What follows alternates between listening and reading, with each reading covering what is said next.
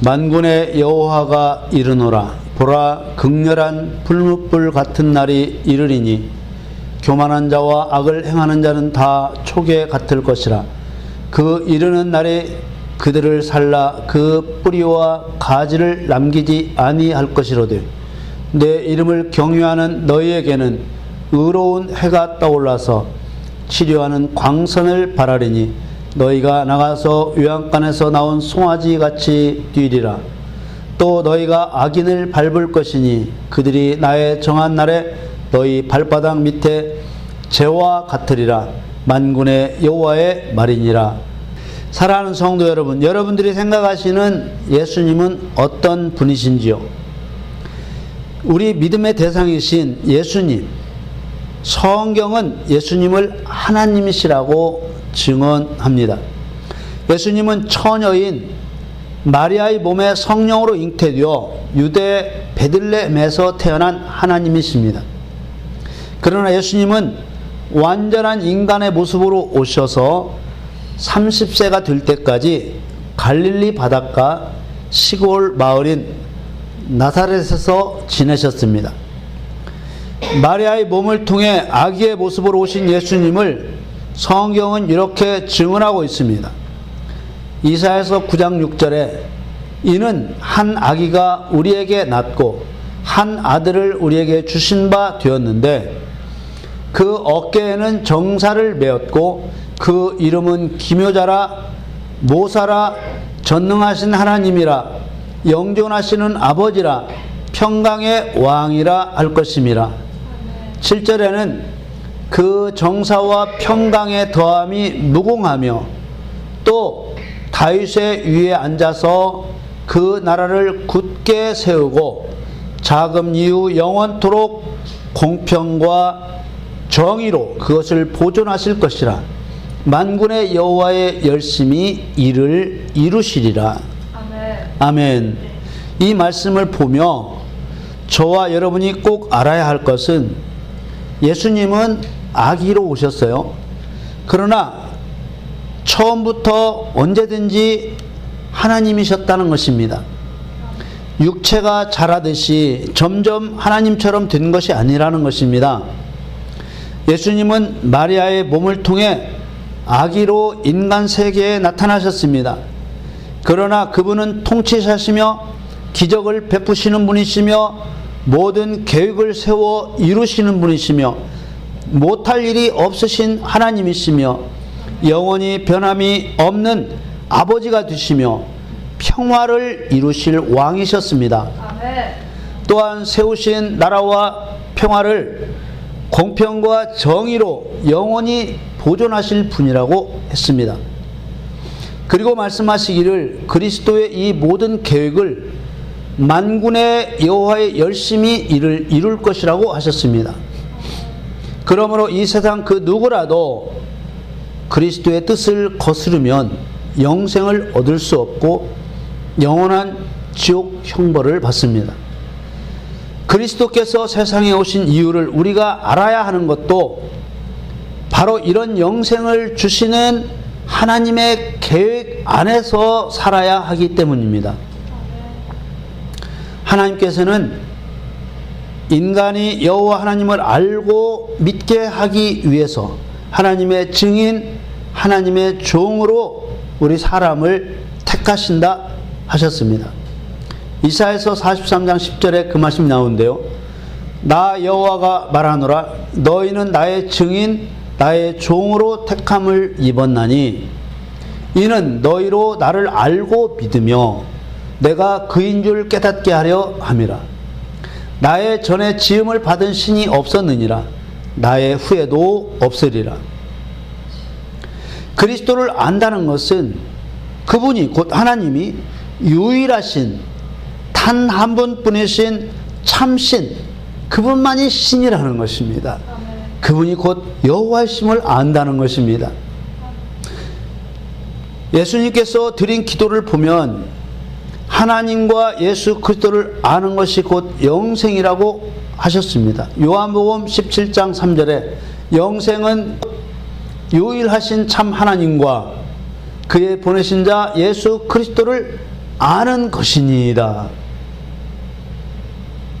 하나님과 예수 그리스도를 어떤 분인 줄 모르면서 믿는다는 것은 허황된 일입니다. 구약 성경에서나 신약 성경에서 하나님을 안다는 것은 그 속내, 그 마음을 이해한다는 뜻입니다. 마치 자식이 부모의 마음을 이해하듯이 하나님을 이해하는 것입니다. 자식이 부모님을 대할 때 어린 아이 때는 먹는 것, 자기 필요한 것을 요구합니다. 그런데 점점 성장해서 부모님의 형편과 마음을 이해하게 되면 부모님을 편안하게 해드리고 싶어 하고 부모님이 기뻐하시는 일을 하려고 하는 것입니다. 이것이 부모님의 마음을 알게 된 자녀의 모습입니다. 그러나 부모의 형편과 마음을 이해하지 못하면 장성한 자식이 되어서도 부모님을 어떻게 생각하느냐? 자기를 위해서 희생하는 사람으로만 여기는 것입니다. 철이 없는 것이죠, 한마디로 얘기해서. 하나님을 안다는 것은 하나님의 목적을 안다는 것입니다. 하나님의 목적을 안다는 것은 그리스도께서 이 세상에 오신 이유를 아는 것입니다. 왜 하나님이 육신을 입고 이 땅에 오셨을까? 하나님의 목적을 모르고 그리스도께서 세상에 오신 이유를 모르고 믿는다고 하는 것은 잡신을 믿는 미신과 같습니다. 하나님을 안다는 것은 하나님의 속내, 하나님의 마음을 이해한다는 뜻이에요. 하나님의 속내, 하나님의 마음을 이해한다는 것은 어려운 일이 될 수 없습니다. 왜냐하면 자식이 부모를 이해하는 것이 학문적인 어려운 일이 아니기 때문입니다. 마찬가지로 하나님을 이해하는 것이 학문적으로 되는 것이 아닙니다. 이것은 믿음으로, 영으로 되는 일입니다. 내 안에 있는 영이 하나님으로부터 나온 영이기 때문에 내 영이 영이신 하나님을 만나면 하나님을 알아보고 하나님과 교제가 일어나는 것입니다. 그런데 문제가 뭐예요? 악한 영들이 내 영이 성령 곧 하나님의 영을 만날 수 없도록 속임수로 막고 방해하는 것입니다. 하나님의 영인 성령을 만날 수 없도록 속임수로 방해하는 악한 영들을 물리칠 수 있는 단 하나의 길이 바로 믿음입니다. 하나님을 믿는 것입니다. 믿음이라는 것이 말로는 쉬운 것 같은데 잘 안 믿어지지 않습니까? 세상에는 자기가 하나님이라고 하고 구원자라고 하는 신들이 많이 있습니다. 심지어 자신을 예수라 하는 사람도 있습니다. 그러나 하나님께서는 우리에게 하나님의 이름, 곧 아버지의 이름을 주셨습니다. 여호와가 바로 우리에게 주신 아버지의 이름이며 예수가 바로 우리에게 주신 아버지의 이름입니다. 아버지의 이름 여호와의 뜻은 나는 스스로 있는 자입니다. 왜 이 이름이 위대한 이름인가 하면은 이 세상에는 스스로 있을 수 있는 존재는 하나도 없기 때문입니다. 다 하나님이 만든 존재만 있는 것이죠. 하늘과 땅에 있는 모든 것들은 하나님의 창조물입니다. 오직 여호와 하나님만이 출산한 자도 없고 창조한 자도 없이 계시는 스스로 있는 분이십니다.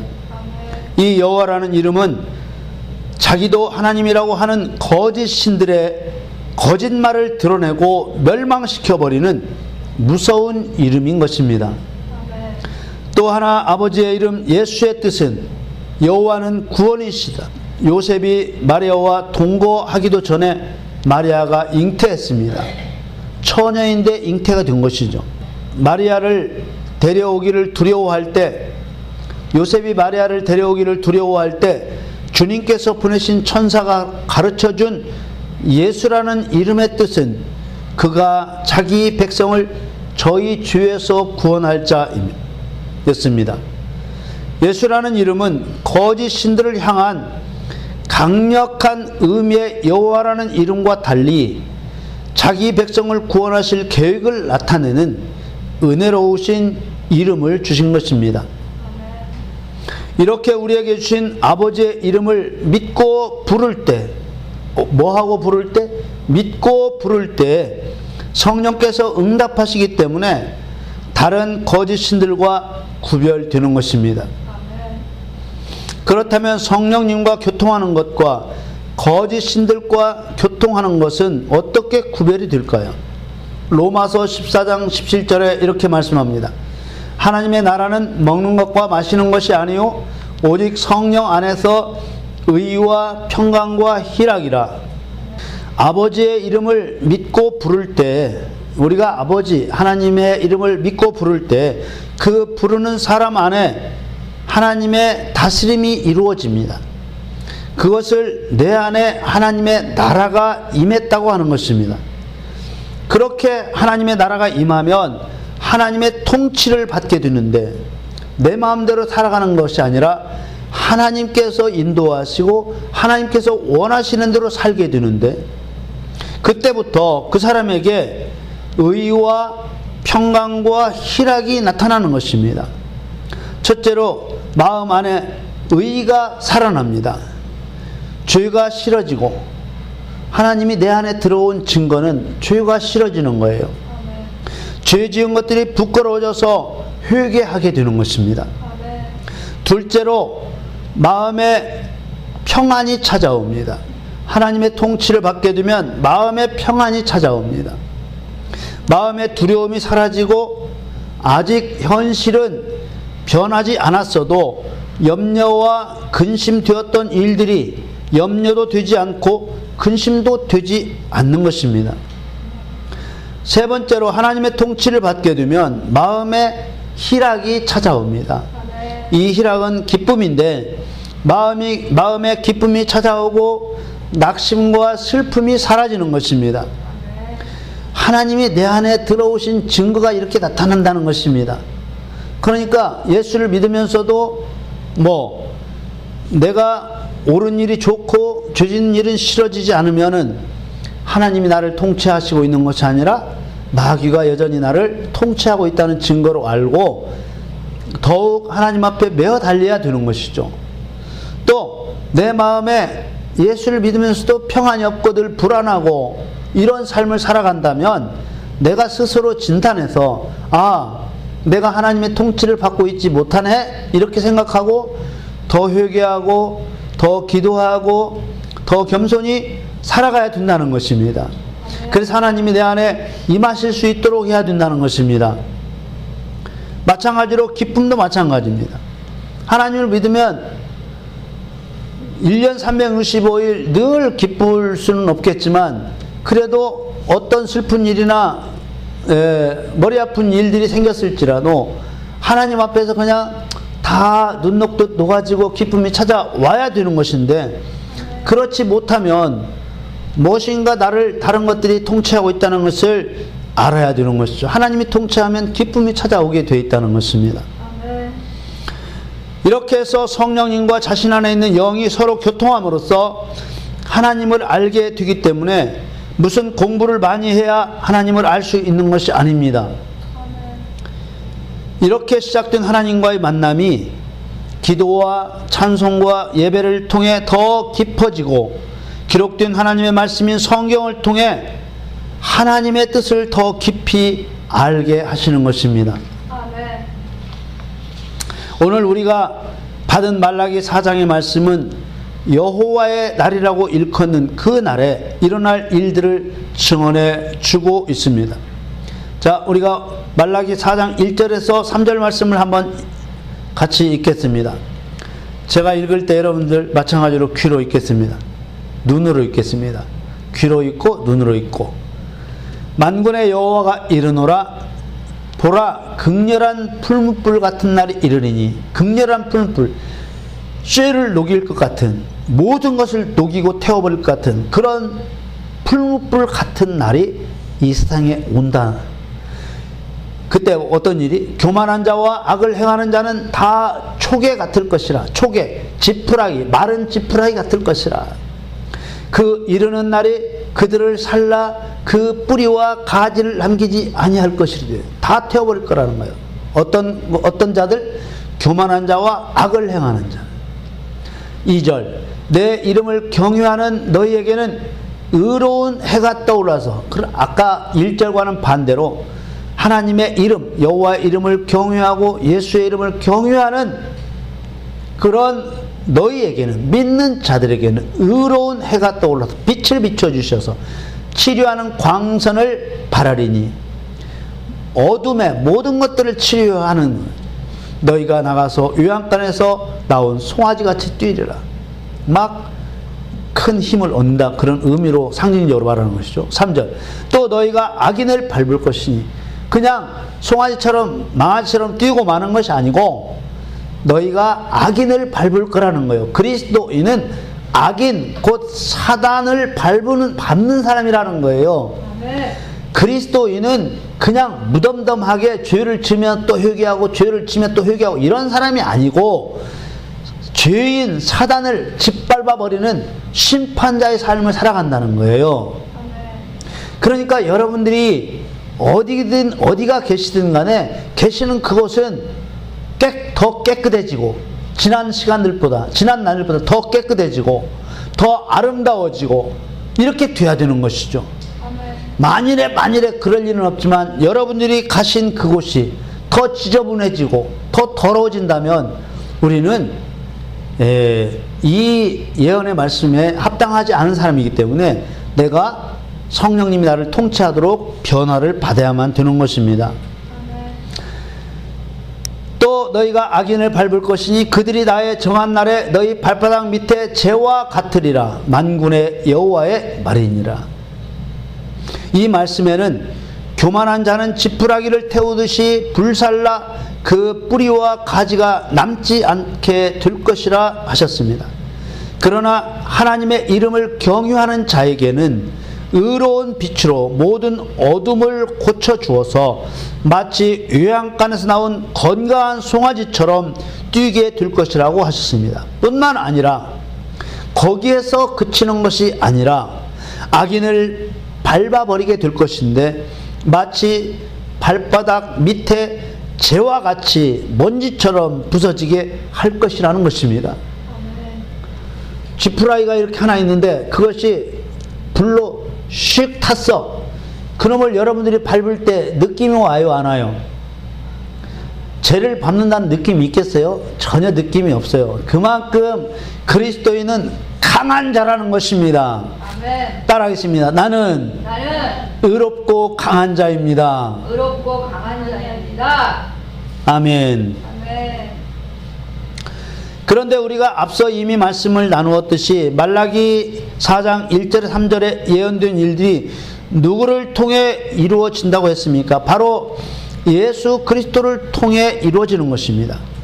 그분은 한 아기로 우리에게 주신 바 되지만 그 어깨에는 정사를 메었고 이름은 기묘자라, 모사라, 전능하신 하나님이라, 영존하시는 아버지라, 평강의 왕입니다. 이런 모습의 그리스도께서는 교만한 자를 멸하시고 경유하는 자를 회복시켜서 힘을 주시는 분이십니다. 그리고 회복되고 힘을 얻은 그리스도인들을 통해서 악인을 발바닥에 재처럼 밟게 하시는 것입니다. 이것이 바로 그리스도를 이 세상에 보내신 아버지의 뜻인 것입니다. 그리스도께서는 바로 이 아버지의 뜻을 이루기 위해서 오신 것입니다. 그럼에도 불구하고 많은 사람들이 우리 인간의 구원만을 위해서 예수님이 오셨다고 말하고 있습니다.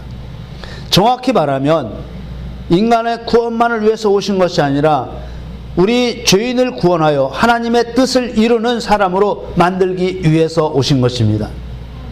그리스도는 세상에서 왕노릇하는 사단을 멸하러 오셨습니다. 이 사단이 곧 말라기 4장 1절이 말하는 교만한 자와 악을 행하는 자입니다. 말라기 4장 1절, 만군의 여호와가 이르노라, 보라 극렬한 풀무불 같은 날이 이르리니 교만한 자와 악을 행하는 자는 다 초계 같을 것이라. 그 이르는 날이 그들을 살라 그 뿌리와 가지를 남기지 아니할 것이로되.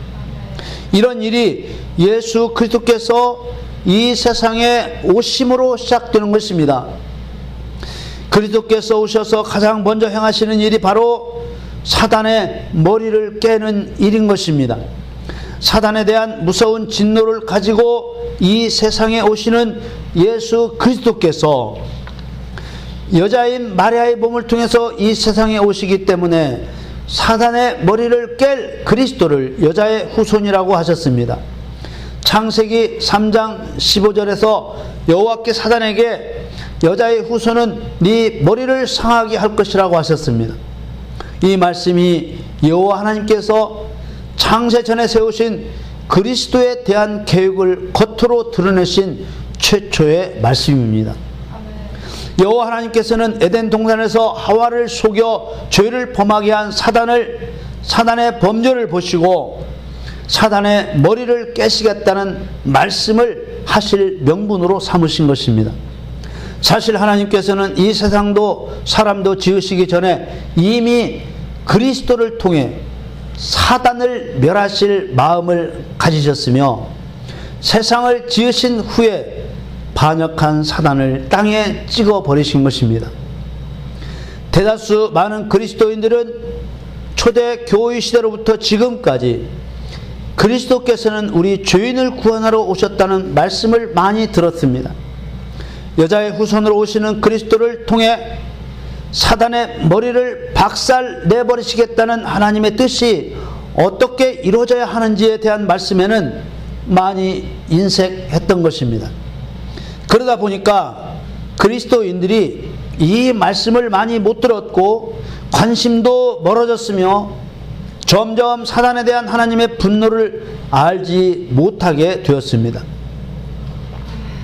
그러나 오늘 본문 말씀인 말라기 4장 1절에 3절 말씀에서도 나타난 것처럼 사단에 대한 하나님의 분노는 모든 구약 성경에 나타나고 있습니다.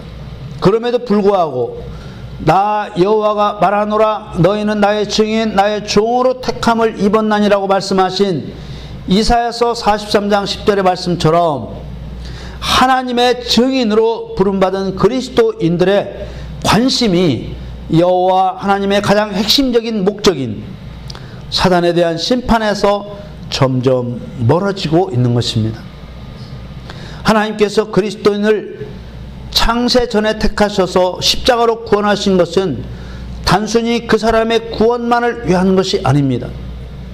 하나님께서 아무것도 보지 않으시고 오직 우리의 믿음 하나 보시고 죄에서 구원해 주신 것은 그 사람을 하나님의 증인, 하나님의 종으로 세워서 사단을 심판하시기 위한 것입니다. 바로 하나님의 원수, 사람의 원수인 사단을 그리스도의 발등상, 곧 발밑에 집어넣게 하시기 위해서 우리 사람을 구원해 주신 것입니다.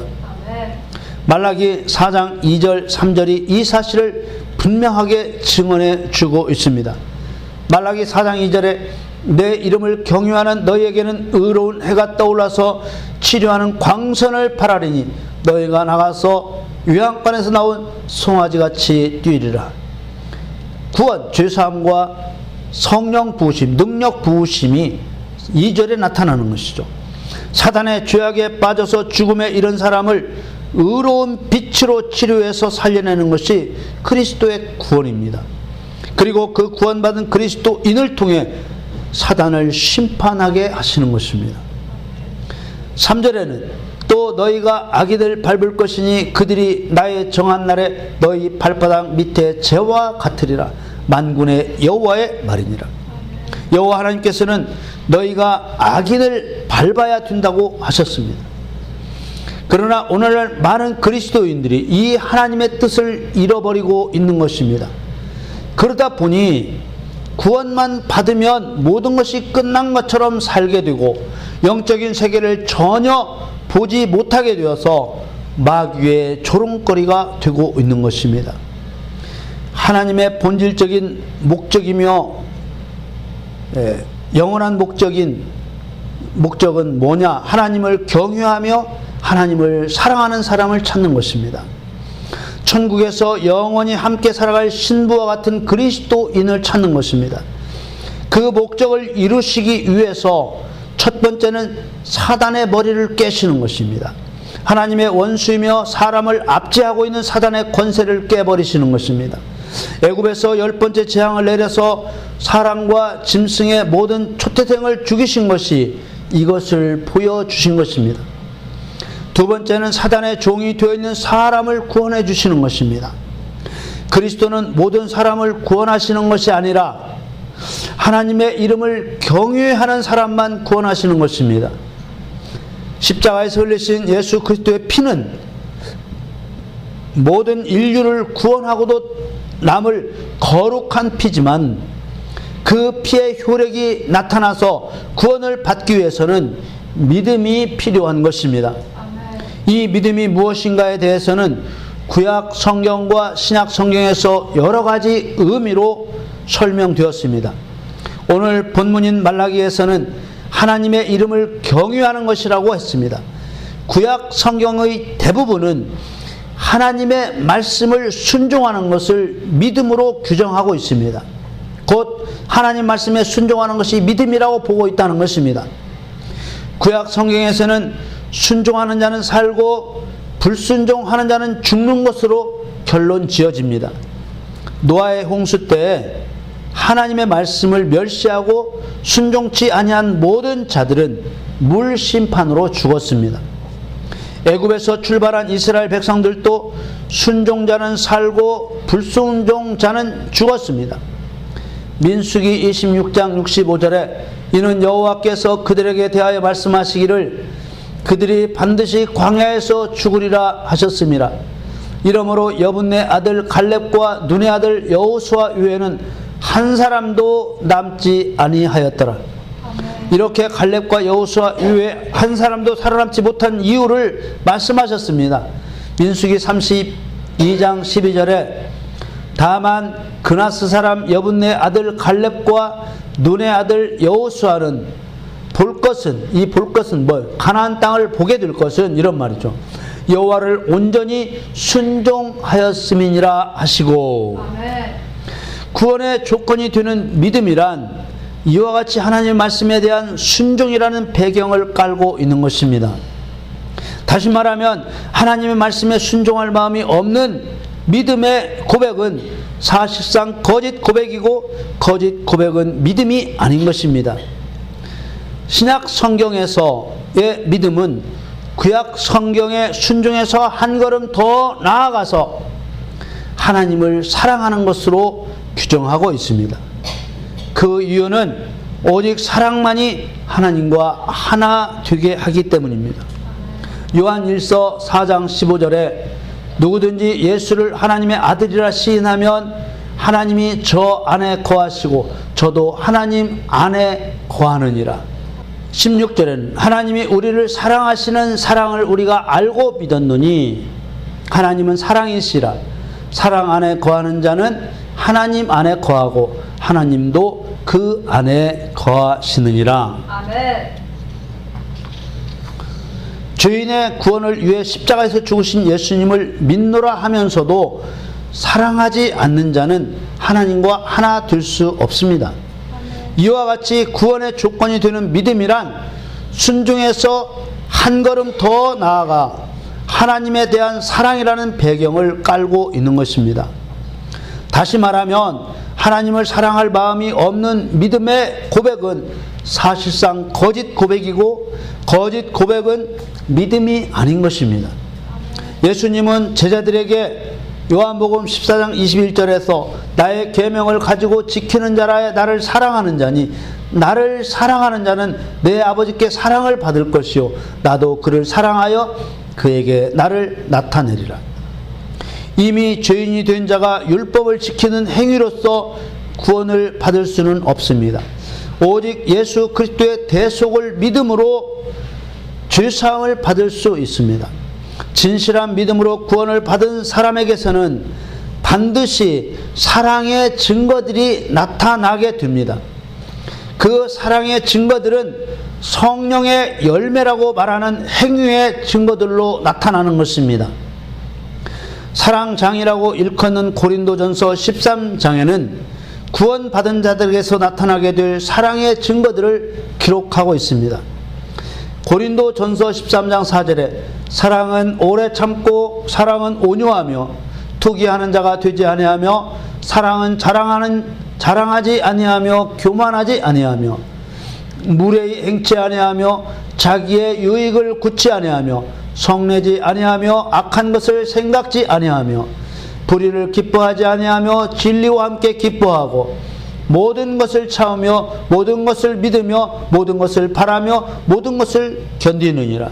아멘. 사랑하는 성도 여러분, 그리스도께서 이 세상에 오신 이유는 하나님을 사랑하는 자들을 찾으시기 위한 것입니다.